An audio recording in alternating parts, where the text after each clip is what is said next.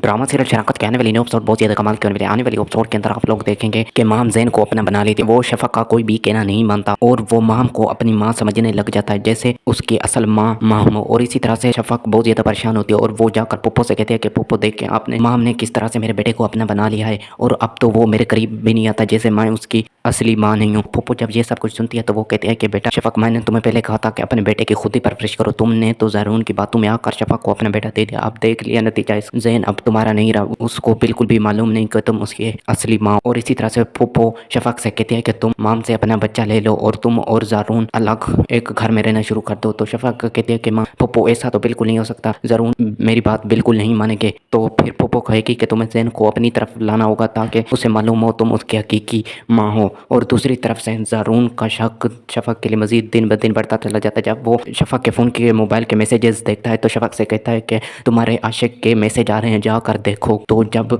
शफक ये सब कुछ सुनती है तो वो हक्की बक्की रह जाती है और उसे बिल्कुल यकीन नहीं होता ये मैसेज कौन सा कर सकता है। और इसी तरह से शफक बहुत ज़्यादा परेशान होती है। और दूसरी तरफ से शफक पुप्पो को जाकर सारा वाक़या बता देगी तो पुप्पो शफक से कहेगी कि तुम माम पर नजर रखना शुरू कर, सिर्फ माम ही है जो तुम्हारा घर में बर्बाद करने में कोई कसर नहीं छोड़ सकती, तुम माम पर ही नजर रखो। जब शफक माम के ऊपर नजर रखेगी तो उसे सारे वाक़े की हकीकत मालूम हो जाएगी। शफक को सारी हकीकत का इल्म हो जाएगा तो वो ज़रून को जाकर बता दे कि ये सब कुछ राशिद कर रहा है और इसी तरह से ज़रून राशिद को पकड़वा कर हवालात के अंदर बंद करवा देगा। ये सब आपको ड्रामा सीरियल शराकत के आने वाली एपिसोड में मालूम